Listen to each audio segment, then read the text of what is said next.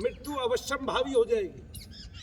ठीक है, अरे भाई मैं तो कृपाचार्य की तरह, उनके पुत्र अश्वत्थामा की तरह और बली महाराज की तरह अमर होना चाहता हूँ, हनुमान जी की तरह। लेकिन क्या किया उन्होंने वो कवच कुंडल, आज महात्मा कर्ण का नाम ले रहे होते, ये आगे कर्ण की साधना कर रहे होते, कर्ण के मंदिर होते, लेकिन किया क्या उन्होंने?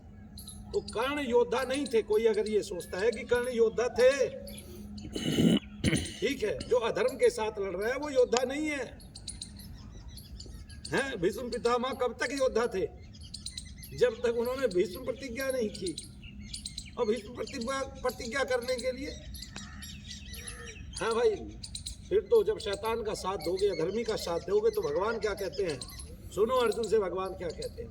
भगवान ये कहते हैं, अर्जुन तू कितना इसकी बार दादा बना, कितनी बार इसका दादा बना, ये बात मैं जानता हूँ, और ये कितनी बार तेरा, इसलिए उठा धनुष और चीर डाल उसको जो अधर्मी है और अधर्म के साथ है।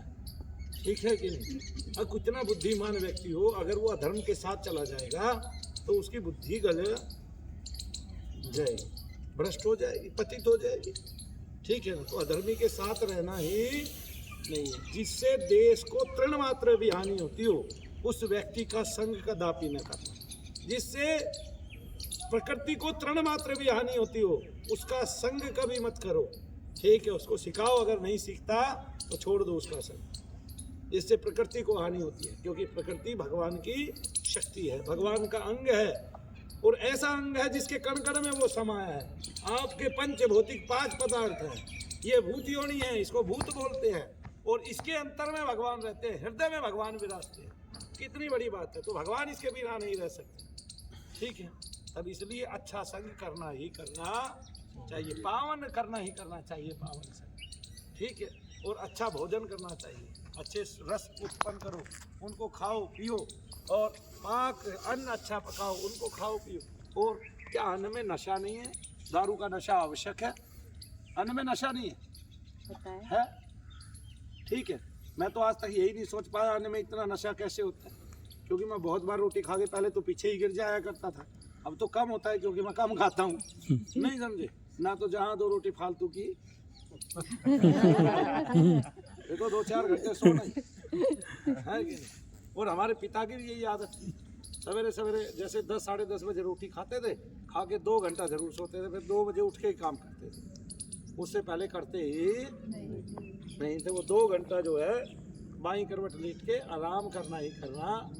और शास्त्र भी कहते हैं, ऐसा ही शास्त्र भी कहते हैं। अवलोकन करोगे शास्त्रों का तो पता चलेगा, अवलंबन करोगे तो पता चलेगा। ठीक है, तो न्यायोचित व्यवहार करना चाहिए, अपनी बुद्धि को गति देनी चाहिए, और क्या, विवेक को धारण करना कि संसार में आखिरकार एक ही पुरुष है, और वो हमारा आत्मा है, और वो ईश्वर का अंश है, और प्रकृति उसकी शक्ति। इसलिए कुंडलिनी शक्ति उठती है। तब उसमें कौन सी शक्ति उठती है? प्रकृति का जो मेन अंश है, शुद्धांश है, वही उठता है, और ऊपर जाके वो किसमें मिल जाता है? शिव के साथ मिलन करने। इसलिए तभी हम अपना आत्मदर्शन कर पाते। इस तरह से तब आत्मदर्शन करना ही करना है। एक ही बीज को पकड़ लो, अब ये तुमने पकड़ लिया, ये इस विश्व का सर्वश्रेष्ठ बीज। ठीक है, तो क्या नहीं है इसमें? सब है इसमें। ठीक है, तो भगवान सूर्य का बीज इसमें है, हनुमान जी महाराज का इसमें है, पराशक्ति का बीज इसमें है।